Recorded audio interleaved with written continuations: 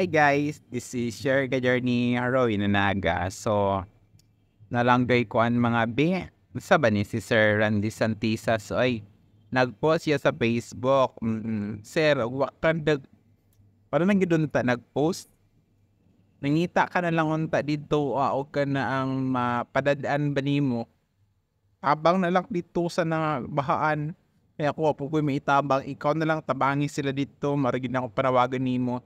Instead na pasangin na nimo ang masasama dito or mambabarang mangkukulam dito sa Samar, sagdain lang na sila. Sa connection na nila sa Baguio.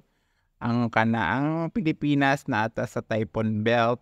O kanang bakusan sa Baguio nata din ha. More than 20. Oo, amoagi na Baguio. Considered for og ring of fire.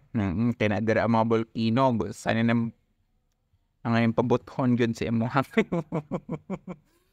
May sa kabahan sabay connection din na sa mambabarang mamkukula.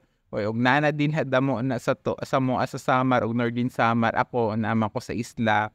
Sila dito okay na unta karon lang mga situation no or medyo naka-recover na sila. Og gini mo huna sa mga tao ang mga tao na nawagtangan og family member tapos inanaon nimo. Ayun, sir. Oo, damo dito og kanang kuan kuno lamian, damo dito gwapo, damo dito gwapa. Kay hindi ka taga Samar bas hindi ka taga diha. Joke lang bitaw sir ay pero wala bitaw no kidding around do. Be sensitive bitaw no sa imong mga post. Dapat before you post pag-isipan isa no kung makatabang ba ni o di ba ni makaulbos sa mga kalangot sa mga higala nato o mga kaaki nato din na sa Samar no. Kaya be a good person. Be ay sige yaw-yaw inaunsa ka. Ama yung kana mas maraming masasamang tao sa imong gihimo na post sa palagay nimo na napuan ka na sa nina na blessed ka na maayo kang tawo sa di ay Saba diha. Ani diri saklan tabayo og trabaho ay padadato di sa So babay maragid na sir.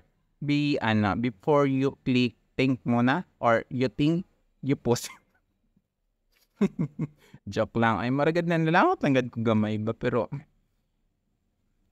kay be sensitive lang yun do. Maragid na kung kuanan bago mag-post be sensitive isipak kung may matamaan ka or saan yung sitwasyon ni namo dito sa Northern Samar lalo na sa mainland.